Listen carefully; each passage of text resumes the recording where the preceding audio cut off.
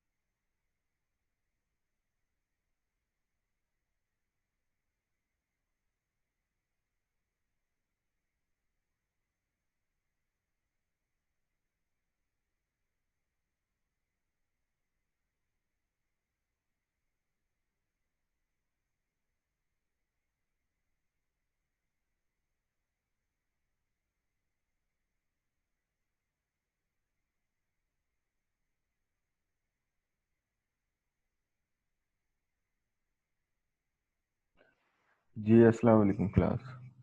चलें जी, स्टार्ट करते हैं, आते रहेंगे सारे लोग। वालेकुम अस्सलाम सर।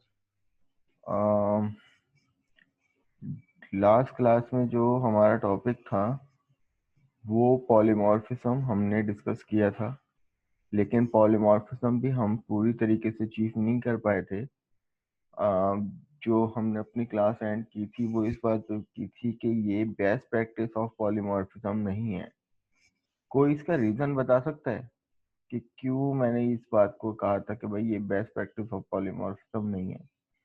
क्यों मैंने ये कहा था कि भाई हमने पॉलीमॉर्फिज्म अभी प्रॉपर तरीके से अचीव नहीं की? अगली क्लास में भी हमने पॉलीमॉर्फिज्म ही डिस्कस करनी है। क्यों कहा था, कोई बता सकता है?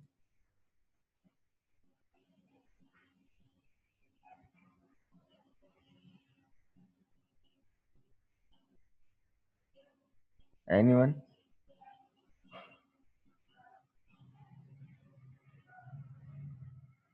किसी को पता है पॉलीमॉर्फिज्म की अप्रोच क्या है? डेफिनेशन बता सकता है कोई?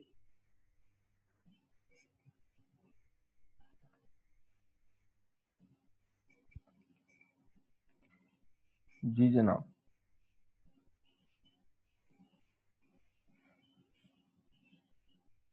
हाँ वेरी गुड, बिल्कुल सही है। क्या अप्रोच क्या है? कोई एग्जांपल से समझाओ आप लोग। जी बिल्कुल ठीक कह रहे हैं आप लोग। Poly mean many, morphism mean form, many forms. कोई एग्जांपल तो दें आप लोग, एलेबोरेट करें जरा इस चीज को। Human and its function, like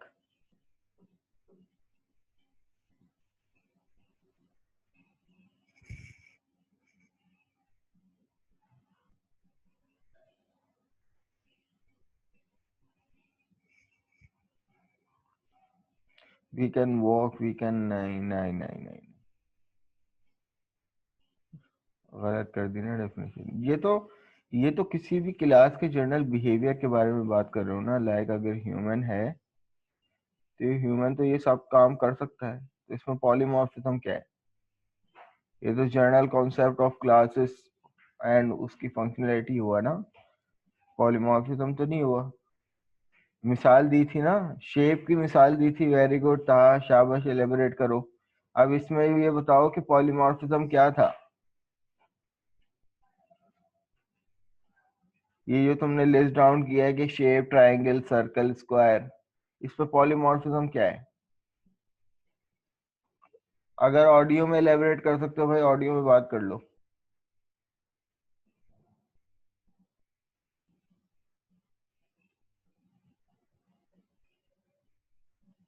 mic का इश्यू, चलो फिर यही बता दो फिर।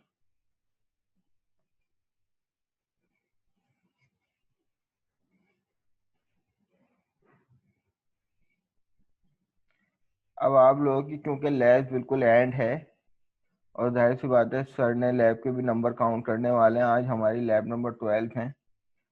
तो ऐसा होता है कि जो हमारी मेन कैंपस में अब जो लैब्स होती हैं वो तो पूरी 100 नंबरों की होती हैं, और बच्चों की जो मार्क्स लगते हैं वो 12 लैब्स के लगते हैं। एक एडिशनल लैब होती है जो पूरी प्रॉपर उसी तरीके से इम्प्लीमेंट होती है, मार्किंग भी उसी तरीके से, 5 नंबर उसके होते हैं। लेकिन होता ये है कि बेस्ट 12 सेलेक्ट होती हैं। तो इन केस किसी लैब में कम नंबर आ जाते हैं उनके, और किसी लैब में ज्यादा, तो ज्यादा वाली को एक काउंट कर लिया जाता है, कम वाली को हटा दिया जाता है। अब इसी तरीके से आप लोगों की बिल्कुल लैब्स बिल्कुल एंड ही हैं। इसके बाद हमारे पास एक आखिरी टॉपिक रह गया, class relationship has a relationship का, जिसमें एग्रीगेशन, कंपोजिशन, एसोसिएशन हम लोग पढ़ेंगे।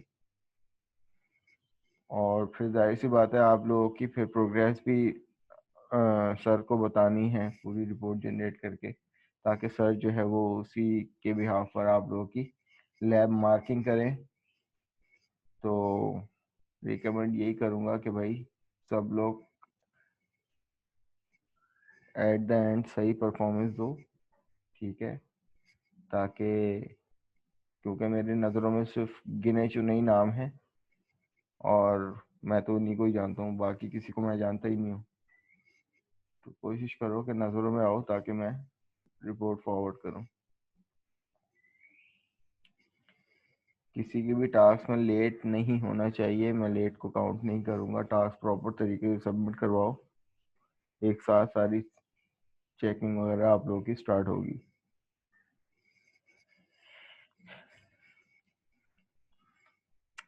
अच्छा जी, मेथड ओवरलोडिंग, ताहा ने बताया मेथड ओवरलोडिंग सर, जैसे एक ही मेथड होगा। देखो ताहा, मैं ये तो टाइप आ गई ना पॉलीमॉर्फिज्म की, स्टैटिक पॉलीमॉर्फिज्म की भी एक सब टाइप है मेथड ओवरलोडिंग। मैंने तो टाइप में भी गया ही नहीं हूँ। मैं आज का टॉपिक पढ़ाऊंगा ही कैसे जब तुम लोगों को जर्नल डेफिनेशन ही नहीं पता। मैं तो मजीद पॉलीमॉर्फिज्म को आज खींचने वाला हूँ। भाई कोई बता दे भाई, जिसको पता हो। अली असदुल्ला, आप खामोश हो भाई आज, खैरियत?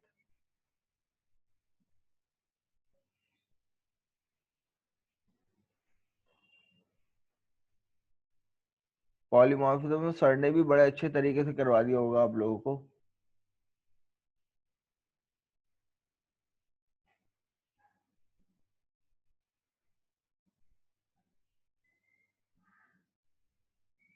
तो टाइप कर दो, आप टाइप करके बात कर लो, ताहा भी तो टाइप करके बात करने।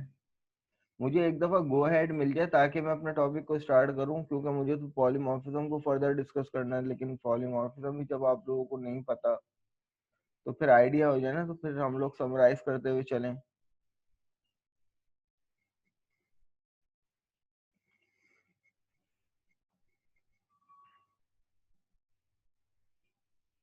जी रुमैसा, सुन सकती हैं आप मुझे?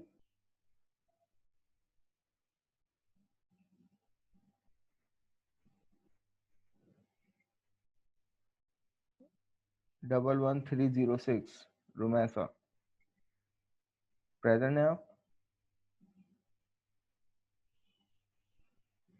जी, what about polymorphism? Any idea about it? जो भी जहन में है, समझ में आ रहा है, बताएं।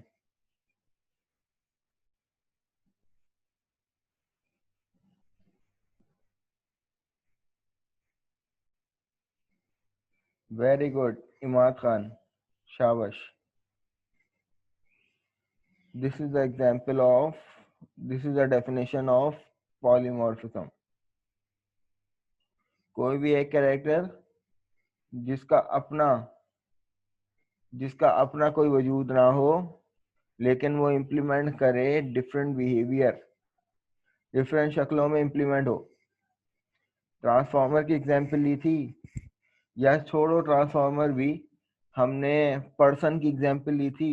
एक पर्सन, पर्सन इटसेल्फ क्या है भाई? इस टाइम आप भी पर्सन हो, मैं भी पर्सन हूँ, गर्ल्स भी पर्सन है, बॉयज भी पर्सन है तो सारे पर्सन भाई। लेकिन अगर हम लोग यूनिवर्सिटी में जाएंगे तो एज अ स्टूडेंट ट्रीट करेंगे, ठीक है? इस टाइम मैं एज अ टीचर आप लोगों को ट्रीट कर रहा हूँ, और आप लोग एज अ स्टूडेंट ट्रीट कर रहे हैं मुझे। इसी तरीके से किसी शॉपिंग मार्ट में जाते हैं तो एज अ कस्टमर बन के जाते हैं, उस वक्त आपका मॉर्फिज्म क्या हो जाता है? कस्टमर। और पॉली कौन हुआ? पर्सन हुआ, कि जो डिफरेंट डिफरेंट शक्लों में सरवाइव करता है। शॉपिंग मार्ट में गया तो कस्टमर बन गया, पैसेंजर ट्रेन में बैठा तो पैसेंजर बन गया। इसी तरीके से घर में है तो एज अ हस्बैंड हो सकता है, एज अ वाइफ ट्रीट कर सकता है, एज अ सन ट्रीट कर सकता है, एज अ डॉटर ट्रीट कर सकता है। तो डिफरेंट क्या है इसके? मॉर्फिज्म। डेफिनेशन क्लियर है? रिमाइंड हुई?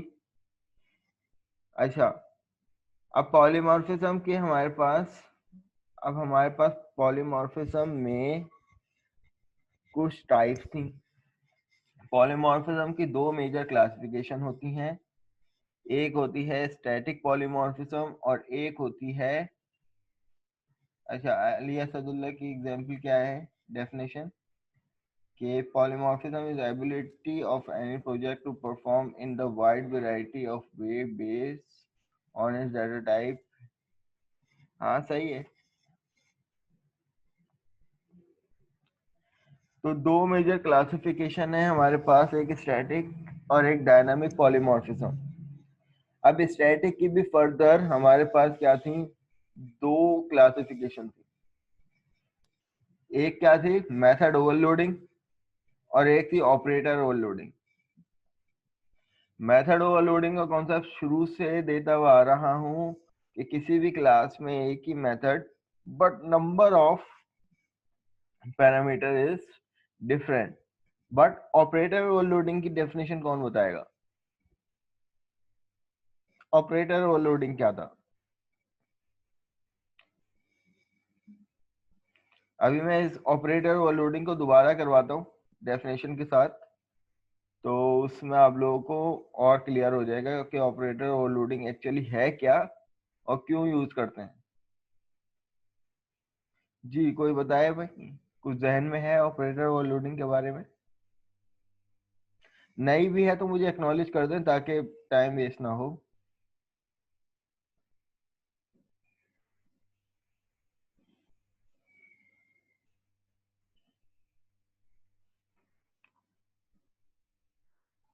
चलो ठीक है। ऑपरेटर ओवरलोडिंग देखो, मैं इस तरीके से तुम्हें समझाऊंगा कि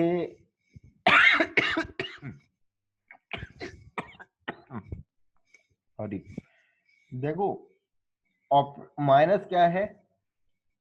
माइनस क्या है? एक ऑपरेटर है। माइनस क्या है?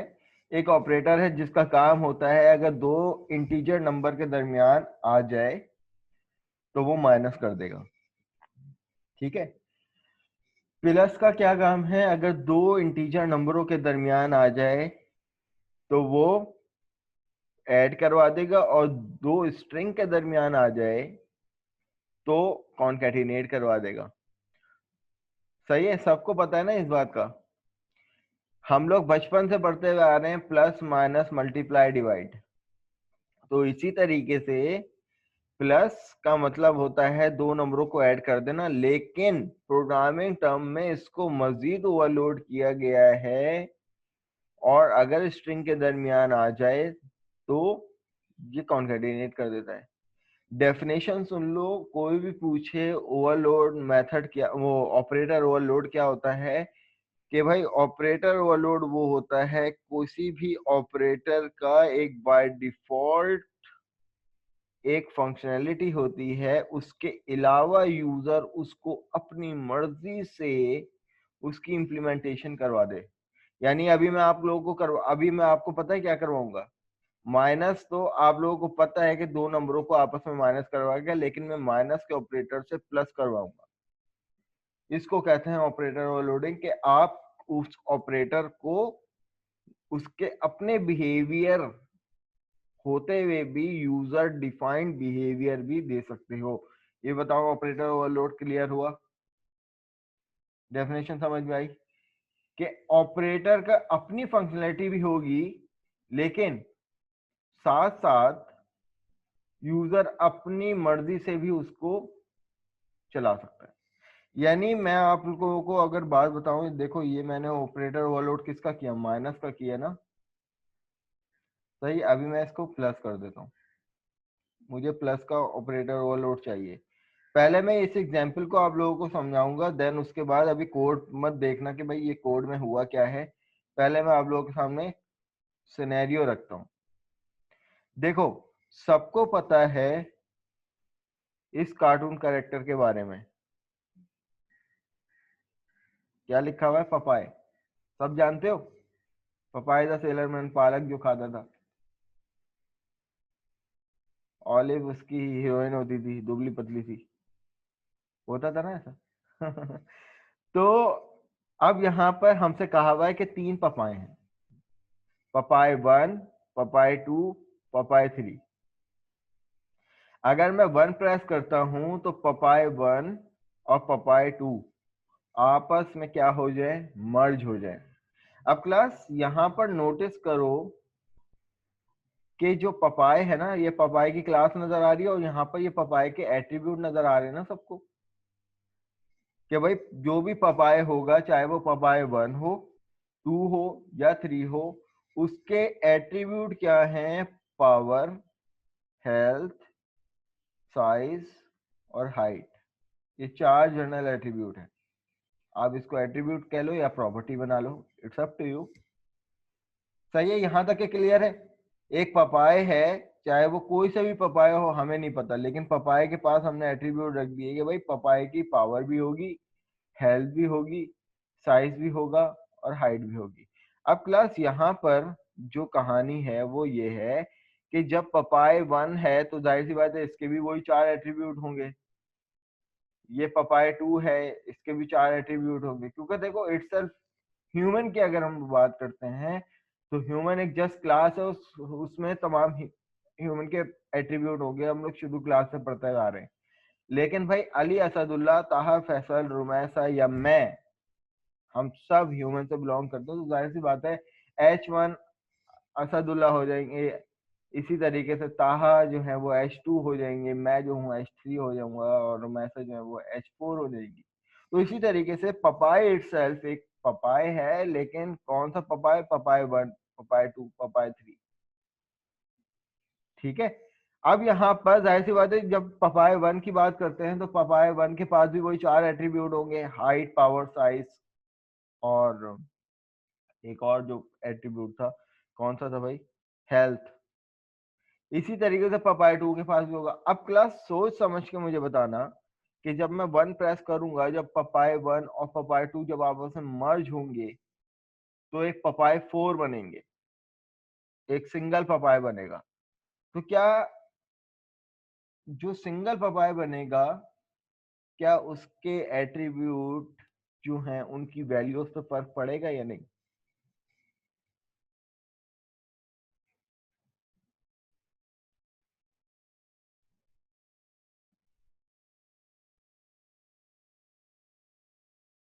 जी स्टूडेंट्स,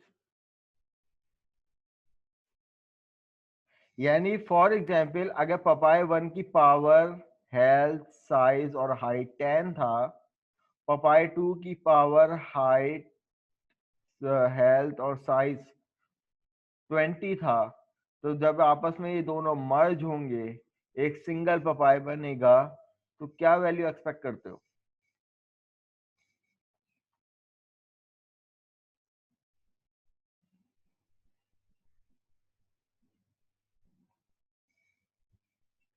जी स्टूडेंट्स, 30। तो यहाँ पर भी ये देखो 30 आ गया।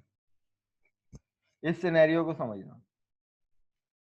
अब यहाँ पर हम लोग ये एग्जाम्पल हम लोग कर रहे हैं, यही वाला काम हमने किससे किया है? ऑपरेटर ओवरलोड से किया है।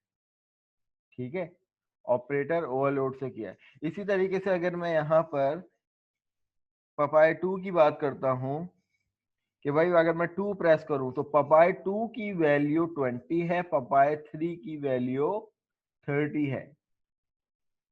तो जब आपस में दोनों मर्ज हो जाएंगे तो क्या वैल्यू एक्सपेक्ट करते हो? वेरी गुड, समझ में आ गया? ये प्रोग्राम समझ में आ गया भाई? इस प्रोग्राम में ये काम हो रहा है। इसी तरीके से मैं अगर 3 कर प्रेस करता हूं तो पपाया 1 की वैल्यू 1 थी, पपाया 3 की वैल्यू 30 थी। क्या वैल्यू एक्सपेक्ट करते हो?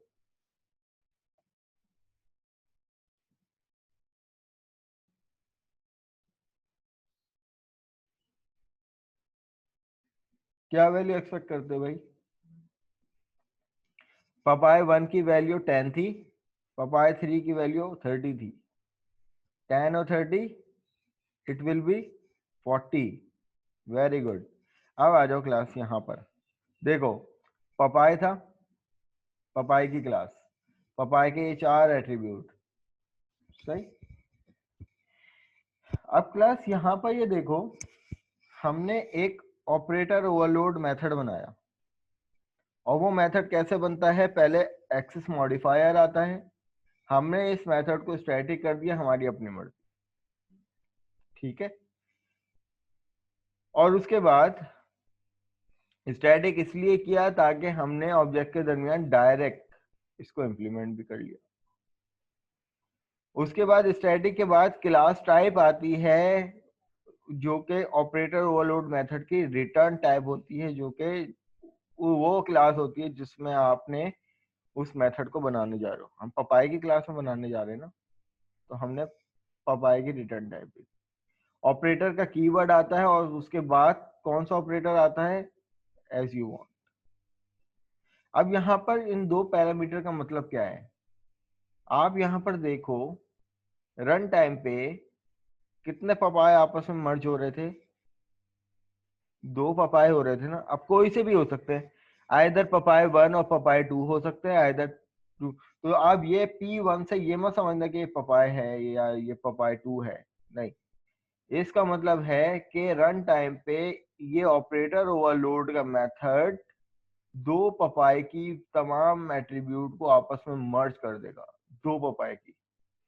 तो हमने क्या किया कि इसके अंदर एक टेम्परेरी पपाए का ऑब्जेक्ट बनाया, और टेम्परेरी पपाए की पावर में हमने पपाए 1 डॉट पावर, जो किसी भी पहले ऑब्जेक्ट का जो भी पपाए होगा उसकी पावर, और दूसरे पपाए की पहला एट्रीब्यूट।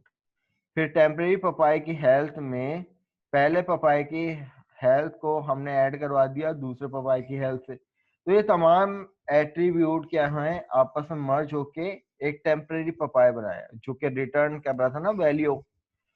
तो इसी तरीके से 4 एट्रीब्यूट बारी बारी सबसे इंडिविजुअल, और ये वाला काम हमने एक ही दफा इस मेथड में कर दिया, ऑपरेटर ओवरलोड के मेथड, और रिटर्न करवा दिया टेम्परेरी पपाए। ठीक है, और दूसरा मेथड हमने प्रिंट का बनाया कि जो हमारे पास फाइनल, जो आपके पास प्रिंट होके वैल्यू आ रही थी ना 30, 40, 50, वो इस मेथड की वजह से आ रही थी। हमने ये 4 दफा लिख दिया। मेन सेक्शन में आए, हमसे सबसे पहले मांग रहा था ना कि यू हैव 3 पपाए। अब उसके बाद देखो, जो सब 3 पपाए के ऑब्जेक्ट बना दिए इन्होंने। एक पपाए 1, ये जो बना है ना P1, और पहले पपाए के तमाम एट्रीब्यूट की वैल्यू असाइन कर दी कि भाई पहले पपाए में जो एट्रीब्यूट हैं उसकी वैल्यू क्या है 10। दूसरा पपाया बनाया P2 और उनके तमाम एट्रीब्यूट क्या दे दिए 20। जब पपाए 1 और पपाए 2 जब आपस में मर्ज हो रहे थे तो इन दोनों की वैल्यू आपस में सब क्या हो रही थी, मर्ज हो रही थी, और इंडिविजुअल 30 और 30 हमें डिस्प्ले हो रहा था। इसी तरीके से पपाए 2 और पपाए 3 जब मर्ज हो रहे थे तो यहाँ पे पपाए 3 की वैल्यू दे दी।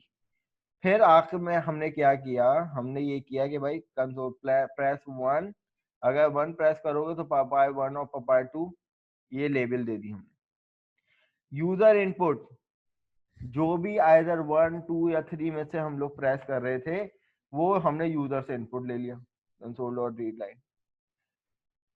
अब जो पपाए आपस में मर्ज हो रहे थे और एक सिंगल पपाया बन रहा था उसके लिए हमने एक ऑब्जेक्ट बना लिया पपाया का P4। मैंने आपको बताया था ना P4 बन रहा है, P1 और P2 मर्ज होके P4 बन गया, P2 और P3 होके P4 बन गया। तो ये रन टाइम पे डिपेंड अपॉन द कंडीशन। अगर यूजर का इनपुट 1 है तो पपाए 4 में पपाए 1 और पपाए 2 क्या हो जाए, ऑपरेटर ओवरलोड हो जाए। अब ये डायरेक्ट ये ऐड नहीं है, ये बेसिकली ऑपरेटर ओवरलोड है जो हमने ये ऑपरेटर बनाया है।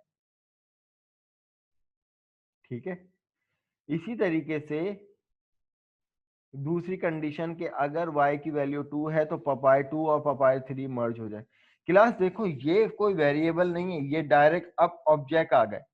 अगर मैं ऑपरेटर ओवरलोड नहीं करता, फॉर एग्जांपल मैं यहां से इसको कमेंट कर देता हूं, सही है, फॉर एग्जांपल ये ओवरलोड करके तो मैंने ये वाला काम एक दफा कर दिया ना, अब मुझे ये काम बार बार करने की जरूरत नहीं है। लेकिन अगर मैं ओवरलोड नहीं करता ना तो मुझे ये वाला काम हर हर कंडीशन पे करना पड़ता, यहाँ पर भी, यहाँ पर भी, यहाँ पर भी।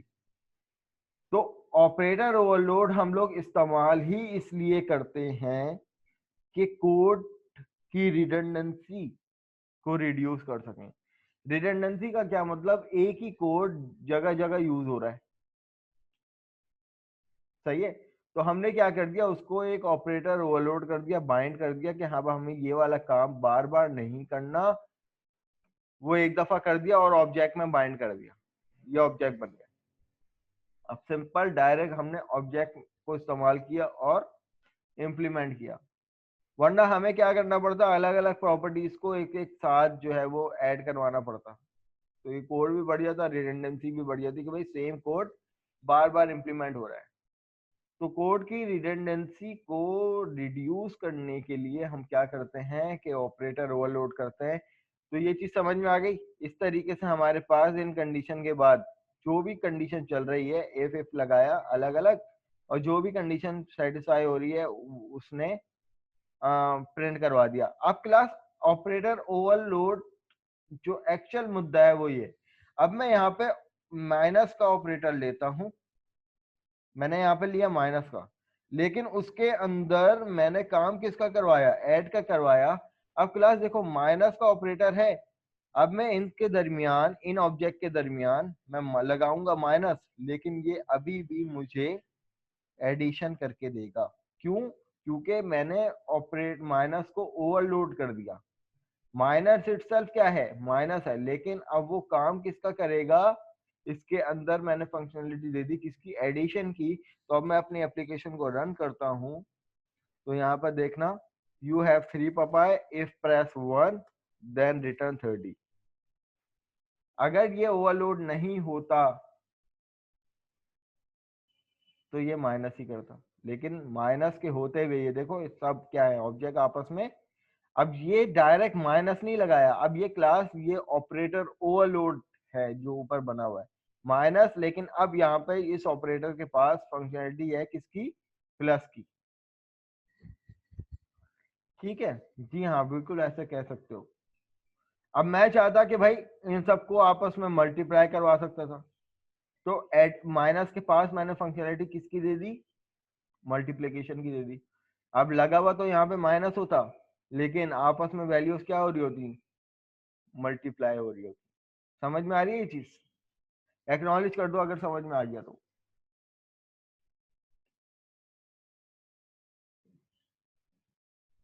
अपने समझने के लिए ये वाला कोड चाहो तो अपने पास नोट डाउन कर लो, मैंने चैट पे शेयर कर दिया। डायरेक्ट पहले इसको कॉपी पेस्ट करो और चला के देखो, फिर एक एक करके स्टेप बाय स्टेप कोड को समझने की कोशिश करना आप लोग।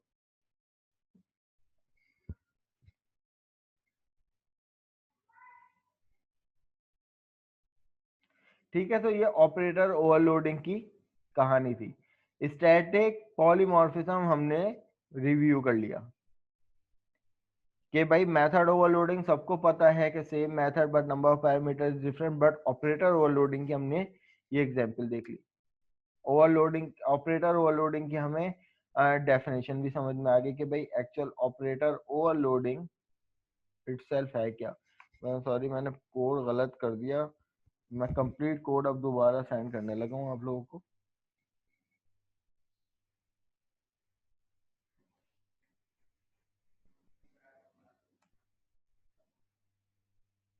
भाई एंड में 3 कर्ली ब्रैकेट भी आप लोग लगा लेना, ये डिस्प्ले नहीं हो रहे, पता नहीं क्या हुआ। वेल ठीक है, क्लास एक्नॉलेज कर दें तो फिर हम लोग आगे बढ़ते हैं।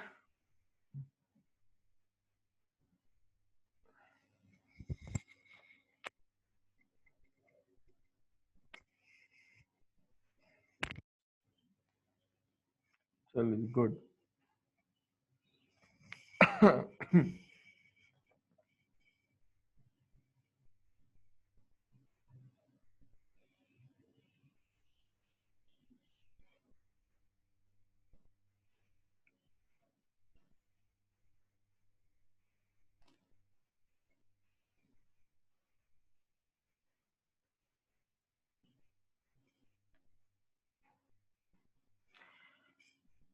अच्छा जी, अब हमारे पास डायनामिक पॉलीमॉर्फिज्म का कॉन्सेप्ट था,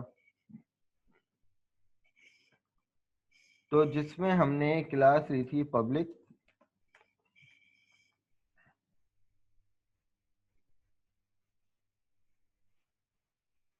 वेरी गुड। डायनामिक में हमारे पास वर्चुअल और मेथड ओवरराइडिंग आ जाती है, वर्चुअल मेथड और मेथड ओवरराइडिंग, वेरी गुड। कहा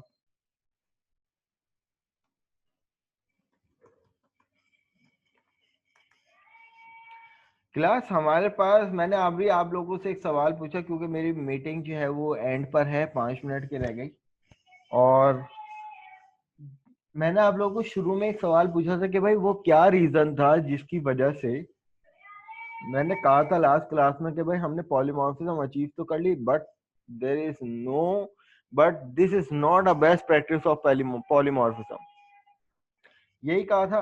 उसका रीजन क्या था, कोई बता सकता है? दोबारा से सेम सवाल मेरा।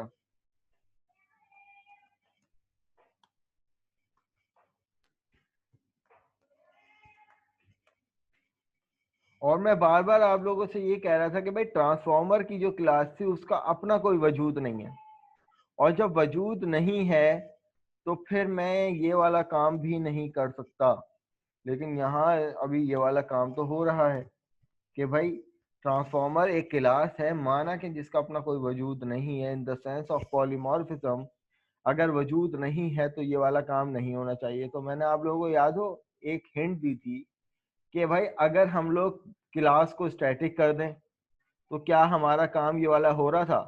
तो हमने क्या किया था कि भाई हमने अगर क्लास को स्टैटिक कर दिया तो हम ट्रांसफॉर्मर की क्लास को, क्लास से ठीक है हमारा ये वाला ऑब्जेक्ट नहीं हुआ, हम ऑब्जेक्ट नहीं बना सकते, लेकिन साथ साथ हम लोग इनहेरिटेंस से भी महरूम हो जाएंगे। कि फॉर एग्जाम्पल अगर हमारे पास कल को ये वाली क्लास आएगी इनहेरिट होने के लिए, public class car which is inherit to transformer, तो भाई माजरत के साथ हम ये वाला काम नहीं कर सकते, हमने स्टैटिक कर दिया। तो स्टैटिक कर दिया तो ठीक है भाई, हमारा ऑब्जेक्ट तो नहीं बन सकता, लेकिन साथ साथ इनहेरिटेंस से भी महरूम हो जाएंगे, और जब इनहेरिटेंस नहीं होगी तो पॉलीमॉर्फिज्म भी अचीव नहीं होगी।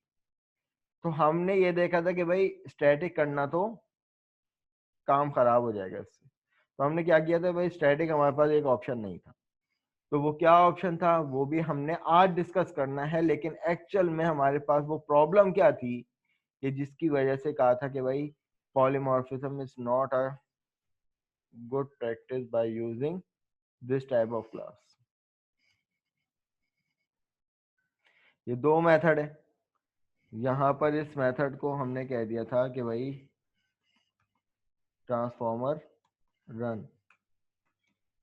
भाई अब नोटिस करो, पॉलीमॉर्फिज्म की तो डेफिनेशन ये है ना कि भाई पर्सन, पर्सन जिसका अपना कोई वजूद नहीं है लेकिन उसके बिहेवियर भी इनकम्प्लीट है, इन द सेंस ऑफ कि भाई माना कि भाई पर्सन क्या है, पर्सन दिखने में क्या है, भाई पर्सन कोई भी हो सकता है, आप भी हो सकते हो लेकिन हो नहीं, मतलब पर्सन का अपना कोई वजूद है। आप लोग अपने सेंस से बताओ कि भाई पर्सन तो आप भी हो सकते हो, मैं भी हो सकता हूँ। हाँ भाई कस्टमर का एक वजूद होता है, कस्टमर दिखने में भी कुछ होता है, हाँ भाई ये कस्टमर है। इसी तरीके से स्टूडेंट, हाँ भाई ये स्टूडेंट है, आइदर मेल है फीमेल है, कैटेगराइज भी हो गया। लेकिन भाई पर्सन को कैसे कैटेगराइज करो? तो इसी तरीके से ट्रांसफॉर्मर के पास क्या थी, वो एक एबिलिटी थी कि to transform in the form of car, boat और हेलीकॉप्टर। तो ट्रांसफॉर्मर जो है वो एक in the sense of incomplete class होनी चाहिए और उसका बिहेवियर भी इनकम्प्लीट होना चाहिए। तो भाई माना कि भाई हमें, अगर हम इस बात की बात करते हैं कि भाई इसका बिहेवियर जो है वो एक कंप्लीट है बिहेवियर है इस टाइम, क्योंकि इसकी बॉडी बनी हुई है इस मेथड की। तो अगर मैं आप लोगों से पूछूं ना कि भाई फंक्शन, एक इनकम्प्लीट और कंप्लीट फंक्शन में क्या फर्क होता है, तो भाई कंप्लीट फंक्शन ये होता है जिसकी बॉडी हो और बॉडी में कोई ना कोई कोड मौजूद हो। सही, ये कंप्लीट फंक्शन है। और अगर इनकम्प्लीट फंक्शन की बात करूं तो भाई इनकम्प्लीट फंक्शन ऐसा होता है जिसकी कोई बॉडी ना हो, वहीं यहीं पे टर्मिनेट हो जाए, इसको कहते हैं incomplete function. Keep in mind. ठीक है क्लास, हमारा सेशन जो है वो टाइम आउट होने वाला है, लेस देन अ मिनट। तो मुझे एक्नॉलेज कर दो इसी मिनट में कि अभी क्या ब्रेक करनी है आप लोगों को या कंटिन्यू करें, वरना मीटिंग। चलो ठीक है, तुम लोग 10-20 तक के ब्रेक ले लो। चलो ठीक है, ब्रेकफास्ट कर लेते हैं, फिर 10:30 बजे हम लोग कंटिन्यू करते हैं। ठीक है क्लास, चलें, थैंक यू।